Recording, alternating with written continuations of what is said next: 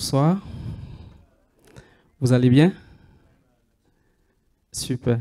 C'est toujours un privilège pour moi de me tenir devant vous pour intercéder en faveur de nos enfants. Vous savez, le ministère des enfants, c'est le plus important qu'il soit.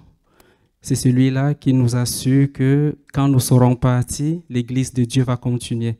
Ce n'est pas parce que nous, les hommes, nous le faisons, mais c'est parce que nous présentons au Seigneur nos enfants afin qu'il puisse les utiliser pour les générations à venir. Amen. Amen. Alors, ce soir, j'ai à cœur de vous exhorter avec un thème que j'ai préparé pour les sujets de prière que nous aurons. Le thème, il est un peu flatteur, je n'ai pas trouvé mieux. Je ne savais pas comment l'exprimer, c'est comme ça qu'il m'est venu. Soyons des rêveurs dans ces temps difficiles. Donc, je nous invite à rêver dans ces moments où nous les savons difficiles à cause du contexte, à cause de la culture, à cause des médias, à cause de tout ce qui peut influencer la vie de nos enfants. Donc ce soir, je vous invite vraiment à être des rêveurs. Et pour cela, ce soir, je vais nous conduire dans la Bible, dans le livre de la Genèse, au chapitre 37, du verset 5 au verset 10.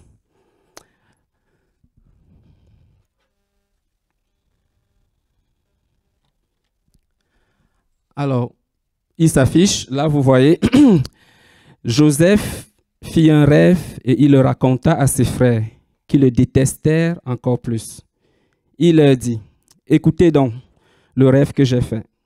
Nous étions en train d'attacher les gerbes au milieu des champs, et voici que ma gerbe s'est dressée et est même restée debout. Vos gerbes l'ont alors entourée et se sont prosternés devant elle. » Ses frères lui dirent, « Est-ce que tu vas vraiment régner sur nous? Est-ce que tu vas nous gouverner? » Ils le détestèrent encore plus à cause de ses rêves et de ses paroles. Joseph fit un autre rêve et il le raconta à ses frères. Je pense que j'ai perdu. Il le raconta à ses frères. Il le raconta à ses frères et ses frères. Joseph fit encore un rêve et il le raconta à ses frères. Il dit, « J'ai fait un rêve, le soleil, la lune et les 11 étoiles se prosternaient devant moi. » Il le raconta à son père, à ses frères. Son père lui fit des reproches et lui dit, « Que signifie le rêve que tu as fait? Faut-il que nous venions, moi, ta mère et tes frères, nous prosterner jusqu'à terre devant toi? » Amen. Amen. Cette histoire, vous me suivez, je peux aller sans micro? Ok. Pardon. Alors, dans cette histoire, nous voyons que c'est Joseph qui raconte son rêve. Il est tout jeune, il est l'avant-dernier de ses frères et il fait un rêve.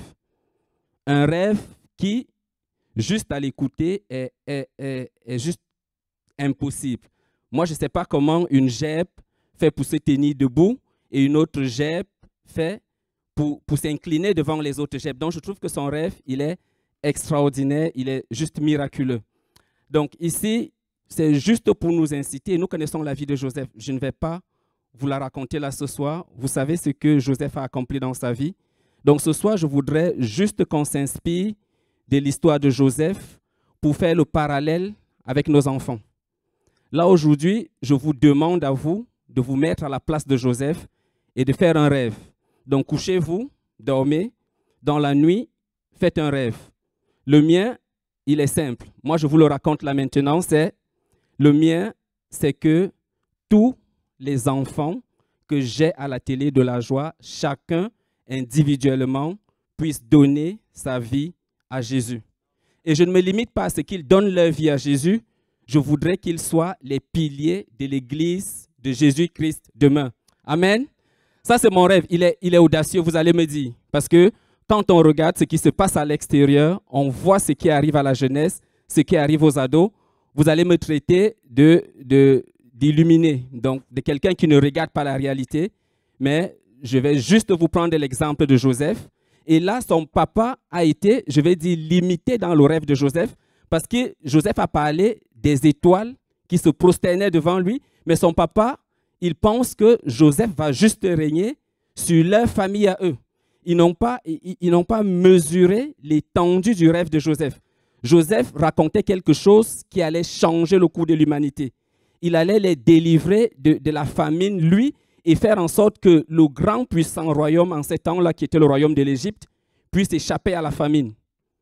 Donc ce soir, moi je vous dis, couchez-vous, faites le rêve que j'ai fait, allez même plus loin, rêvez plus grand, mais imaginez-vous quelque chose pour laquelle les hommes vont vous traiter de illuminé. Ils vont se dire, mais celui-là, qu'est-ce qui lui passe par la tête? Est-ce qu'il se rend compte de ce qu'il raconte? Est-ce qu'il prend la mesure des mots qu'il a? Et je vous dis, Joseph, en 7 ans, il avait lui, et je pense qu'il n'y avait personne après lui, il y avait juste Dieu qui était très loin. Mais vous savez quelle chance nous on a aujourd'hui? La chance que nous avons aujourd'hui, c'est que Dieu, il est loin, mais qui est à nos côtés? Le Saint-Esprit. Donc, je pense qu'aujourd'hui, nous sommes plus forts que Joseph parce que nous avons le Saint-Esprit avec nous. Amen. Amen. Alors, dans ce passage que nous avons lu, nous avons vu que tout a commencé par un rêve. Et moi, je vous ai raconté le mien, donc tout commence par le rêve que j'ai. Donc maintenant, au-delà de ce rêve, il ne faut pas simplement s'asseoir et dire, OK, j'ai fait un rêve, je veux que tous les enfants de l'atelier de la joie donnent leur vie à Jésus. C'est facile. Il y a le pasteur Sébastien qui a prêché dimanche, qui a dit, quand on voit quelque chose qui ne fonctionne pas, on a tendance à bavarder dessus et à dire des trucs, mais il nous incite plutôt à prier. Donc moi, aujourd'hui, je vous dis, faites un rêve et commencez à prier pour ce rêve-là. Amen. Donc, prions pour que ce que nous avons pensé puisse voir lumière, que ces enfants-là, effectivement, puissent donner leur vie à Jésus et que demain, ce soit eux qui se tiennent dans cette estrade ou dans une autre estrade et qui évangélisent, qui amènent les gens à la conversion. Amen. Amen. Alors, dans l'histoire de Joseph, qui va continuer par la suite, il y a eu plein de choses. Là, la première chose qui s'est passée, c'est qu'il a rêvé. Ben, il ne s'est pas limité à rêver, il a confessé. Donc aujourd'hui, ce soir, moi, je vous ai confessé mon rêve. Donc maintenant, vous le savez, le diable le sait et Dieu le sait. Et en plus, qui d'autre le sait? La personne, notre ennemi, je vais dire, l'ennemi le plus puissant que nous ayons, c'est notre âme. Là, il y a le siège des émotions. C'est l'âme qui, par derrière, va commencer à chuchoter. Yannick, est-ce que tu t'es rendu compte de ce que tu as dit? Tu penses que c'est faisable? Tu as regardé ta personne? Qu'est-ce que toi, tu peux apporter à ces enfants? Tu n'es pas né en France, tu ne connais pas leur culture, tu ne connais pas leur challenge, tu ne connais pas ce que les familles de l'Église vivent et tu viens te placer devant l'estrade pour leur dire que leurs enfants serviront l'Éternel. Mais d'où te vient cette idée? Donc, il y a l'âme qui va me raconter ces choses-là, qui va marteler mon cerveau avec des idées négatives afin que je puisse abandonner mon rêve. Mais une fois que je l'ai dit devant vous, je me suis engagé. Et quand on s'engage, malgré ce que notre âme peut nous dire, on tient bon. Je pense que Joseph, quand il a raconté ce rêve à ses frères, malgré toutes les difficultés qu'il a rencontrées par la suite, il se disait, je serai roi, je vais régner, je vais gouverner, donc il faudrait que je tienne bon. Donc moi, je vous dis ce soir, en m'engageant, je dis, je vais tenir bon. Et je ne voudrais pas le faire seul, parce que Dieu l'a dit, il faudrait que 2 ou 3 s'accordent sur quelque chose, qu'ils me le demandent, et alors il leur sera accordé, selon leur volonté. Donc ce soir, je viens ici devant vous, vous dire, j'ai un rêve, je voudrais que vous rêviez, qu'on mette nos rêves ensemble, et qu'on s'unisse, et qu'on prie pour cette génération, pour les générations à venir, afin que l'Église de Dieu continue de grandir et qu'elle touche d'autres enfants qui n'ont pas la possibilité aujourd'hui de le rencontrer. Amen. Amen. Alors, Joseph, dans son combat, il a rencontré des difficultés. Ce n'était pas facile. Il a été accusé à tort, il est allé en prison. Et vous allez me dire, le parallèle avec l'histoire que tu racontes, c'est laquelle? Est-ce que tu iras en prison pour nos enfants? Je dis non. Mais la difficulté de nos jours, c'est qu'on a des doctrines qui sont ancrées dans nos sociétés et des choses qui minent nos pensées. Je prends un exemple simple, ce n'est pas pour indexer un enfant ou un ado, c'est juste qu'aujourd'hui, j'entends régulièrement, cet enfant, il est adolescent, c'est sa phase. Il doit passer par là et après, il reviendra au Seigneur. Moi, quand j'écoute ça, j'ai le cœur transpercé. Parce que je me dis, pourquoi alors nous servons le Seigneur si nous devons laisser nos enfants vivre les mêmes choses que des enfants d'autres personnes qui ne connaissent pas le Seigneur? Parce que quand moi je lis ma Bible, il est écrit à l'intérieur, dans Isaïe 8, verset 18, « Me voici, moi et les enfants que l'Éternel m'a donnés, nous servons de signes et de présages en Israël, de la part de l'Éternel, le Maître de l'univers qui réside sur le mont Sion. » Là, je vais remplacer Israël par Antibes. Je vais relire le verset. « Me voici, moi et les enfants que l'Éternel m'a donnés, nous servons de signes et présages à Antibes de la part de l'Éternel. » Amen. Amen. Qu'est-ce que ça veut dire? Ça veut dire que ici à Antibes, nous devons nous lever, avoir un rêve et dire nos ados ne vont pas être la queue, c'est-à-dire suivre ce qui se passe à l'extérieur de l'Église, mais nos ados vont suivre ce que Dieu a dit. Nous, on prend l'exemple de Samuel qui, tout jeune, sa maman l'a confié à l'Église, il est resté attaché. Samuel, dans son histoire, je n'ai jamais entendu qu'on a dit Samuel a abandonné le temple de Dieu pour aller vivre à l'extérieur avant de revenir servir l'Éternel. Non, ça n'a pas été dit ainsi. On a dit qu'il est resté fidèle là et Dieu a pu lui parler. Donc, ce soir vraiment, moi je demande que les parents tiennent bon en disant non aux idées externes à celles que Dieu a mis dans le cœur de nos enfants. Amen. Amen. Alors, c'est souvent chaud ce discours des jeunes là parce que il ne dépend pas de la culture. J'en discutais avec Sylvie hier quand on était en train de prier. Moi, je lui disais, quand j'étais au Cameroun, étant petit, je n'étais pas encore converti, j'étais catholique.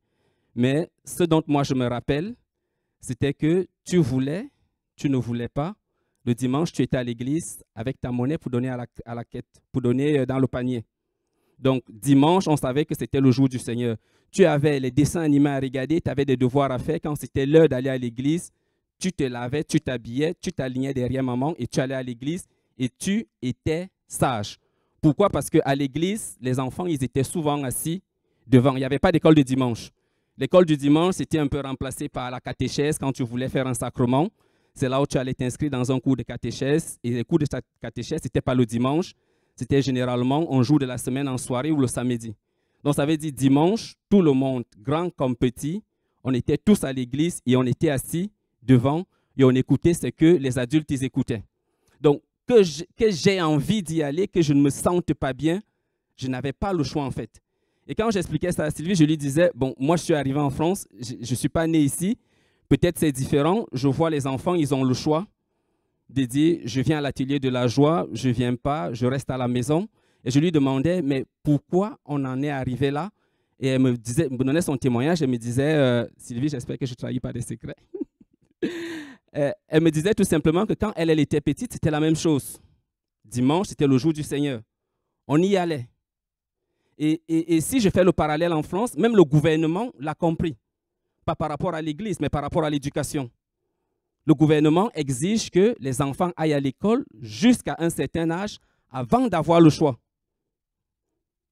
Donc, moi aussi, je voudrais que nous, on se dise qu'avec nos enfants, on va tenir bon jusqu'à ce qu'ils quittent la maison. Parce que je me dis, quand ton enfant quitte la maison, ça devient difficile d'aller lui demander chaque jour, est-ce que tu es allé à l'église aujourd'hui, est-ce que tu as prié? Mais moi, je pense sincèrement, c'est mon avis, vous pouvez me traiter de rêveur, mais je pense que tant que son enfant est sous son toit, il doit respirer vos convictions. Quand il quitte votre toit, il doit se faire ses propres convictions à lui. Je pense que c'est la société aujourd'hui qui voudrait que dès qu'un enfant a atteint l'adolescence, qu'on dise, il est adolescent, il peut réfléchir de lui-même, donc on lui laisse le choix et on attend qu'il fasse ses propres erreurs pour revenir. Mais chez nous en Afrique, les erreurs que les enfants commettent entre l'adolescence et généralement 18 ans, quand ils deviennent jeunes, sont des erreurs irréversibles. Deux fois, les jeunes filles tombent enceintes. Deux fois, les garçons se droguent. Et quand tu as commencé à te droguer pour te désintoxiquer, c'est plus difficile en fait. Donc les parents tiennent bon pour dire, je vais tenir bon jusqu'à ce qu'il ait 18 ans. Au moins, il aura évité toutes ces choses tentantes-là qui peuvent l'amener dans des chemins irréversibles en fait. Donc, quand je pense à ça, moi je regarde les enfants à l'atelier de la joie, je dis, Seigneur, mon rêve, c'est qu'ils restent attachés à toi jusqu'à ce qu'ils meurent. Moi, c'est mon rêve. Après, c'est le Seigneur qui décide. Mais là, déjà, j'ai envie de dire au Seigneur, mon rêve à moi avec les moniteurs, c'est que ces enfants-là, qu'on les voie passer des mini-kids quand ils sont à la maternelle, au primaire, quand ils sont jusqu'à ce qu'ils deviennent pré-ados, ados et qu'ils aillent à la jeunesse. On ne voudrait pas qu'ils abandonnent l'église parce que dans cette église, on a prévu des étapes pour tous les âges. Amen. Il y a cette chance-là qu'on a dans cette église, c'est qu'on tient à l'avenir des enfants. Et pour cela, on a mis des choses en place. Donc, prions pour que ces enfants puissent emboîter le chemin que l'Église a préparé pour eux. Amen. Et dites-vous que je ne suis pas là pour vous culpabiliser parce qu'il y a certains parents qui vont se sentir un peu indexés, pensant que la faute, elle est à eux. Mais j'ai envie de vous rassurer ce soir, la faute, elle n'est pas à vous. La faute, c'est à l'ennemi qui chuchote des choses dans les oreilles de vos enfants. Donc, c'est lui qui raconte à vos enfants qu'ils ont la possibilité de choisir entre le crack et Jésus, qu'ils ont la possibilité de choisir entre la fornication et Jésus, qu'ils ont la possibilité de choisir entre la perversion et Jésus, parce qu'ils courent vers les plaisirs éphémères. Ça, c'est l'ennemi qui le chuchote dans les voix, dans les oreilles de vos enfants. Et pourquoi il le fait? Parce qu'il sait que vous qui êtes là, vous êtes attachés au Seigneur. Et encore plus, parce que ces enfants-là sont les choses auxquelles, sont les personnes auxquelles vous tenez le plus. Donc, et il vous attaque là où votre cœur est attaché. Il a envie de vous affaiblir. Il a envie de vous décourager. Il a envie de vous démoraliser. Il a tout simplement envie que vous disiez, Seigneur, j'ai tout fait pour cet enfant. Je ne sais pas ce qui m'arrive. Moi, je ne crois plus que tu existes. Donc, je ne sais pas quoi faire. Et vous abandonner. Mais ce soir, je suis là pour vous dire, vous n'êtes pas seul. Amen. Il y a plein de personnes ici à l'église qui passent par les mêmes situations que vous. Mais ce qui fait en sorte qu'on va tenir bon, c'est parce que Dieu nous a donné une parole. Il nous a dit, que ce soit dans la tempête, que ce soit dans la vallée de l'homme de la mort, il est là, il est avec nous. Et il faudrait que nous, on reste fidèles. Amen. Amen. Alors, ce que je vous demande là, c'est de persévérer malgré l'adversité. Persévérer malgré l'adversité. Le diable, il joue avec notre résilience. Il veut voir à quel point nous sommes attachés à Dieu. Et quand je vois comment le monde de nos jours se comporte, je pense un peu à l'histoire de Job, où le diable a dit, tu penses que Job t'aime? Donne-moi juste le pouvoir de pouvoir lui enlever les richesses que tu lui as données et tu verras qu'il te maudira. Dieu a dit, vas-y. Je voudrais qu'aujourd'hui, que Dieu ait la même attitude avec nous. Qu'il dise au diable, tu penses qu'en faisant en sorte que leurs enfants s'écartent de l'église, tu penses qu'eux, ils vont me régner? Je voudrais que notre réponse soit non. Que non, tu peux nous prendre ce qu'on a de plus cher, mais on sait que si tu le prends, c'est parce que Dieu l'a permis. Et moi, aujourd'hui, je pense que Dieu ne permettra pas que le diable se saisisse des âmes de nos enfants. Amen. Amen. Alors, sans plus être long, je veux juste clôturer ce message en disant tout simplement que il est écrit que nous ne devons pas nous conformer au monde actuel, mais que nous soyons transformés par le renouvellement de l'intelligence afin de discerner quelle est la volonté de Dieu, ce qui est bon, agréable et parfait. Donc, ce soir, dans tout ce que j'ai dit, il y a plein de choses que vous pouvez rejeter, il y a plein de choses que vous pouvez accepter, mais ce que je voudrais que vous utilisiez, c'est le verset 6, Romains 12, 2, que vous vous disiez qu'aujourd'hui, vous voudrez que Dieu renouvelle votre intelligence afin que vous pouviez discerner quelle est sa volonté, ce qui est bon, ce qui est agréable et ce qui est parfait. Amen. Amen. Et là, j'ai préparé 4 sujets de prière en relation avec le thème qu'on venait d'aborder. Donc, ce soir, je voudrais déjà compris en un pour que Dieu nous donne d'avoir des grands rêves pour les générations futures. Des rêves extraordinaires qui iront au-delà de ce que Joseph a pu imaginer, parce que nous avons le Saint-Esprit avec nous. Amen. Et j'aimerais qu'il nous aide à rester fermes malgré l'adversité, parce que je sais que ça déchire le cœur d'être attaché à Dieu et de voir son enfant gâcher sa vie, parce que vous savez intérieurement qu'il est en train de gâcher sa vie, parce que vous connaissez quel est le bon et quel est le mauvais chemin, et vous savez que le chemin qu'il est en train d'emprunter n'est pas le bon. Je me rappelle, il y a le pasteur Laurent qui a donné une parole, qui a dit tout simplement, tu penses que ton enfant est perdu, mais non, c'est Dieu qui connaît son cœur et Dieu va le ramener à lui. Amen. Amen.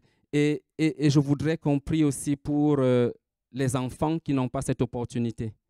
Parce que là, nous allons simplement prier pour les enfants que nous voyons à l'atelier de la joie. Mais il y a plein d'enfants, des personnes de cette église qui ne viennent pas à l'atelier de la joie, qui n'ont pas la possibilité de prier. Et ces personnes-là sont là ce soir avec nous. Elles prient, elles crient au Seigneur. On voudrait leur dire, nous sommes avec vous.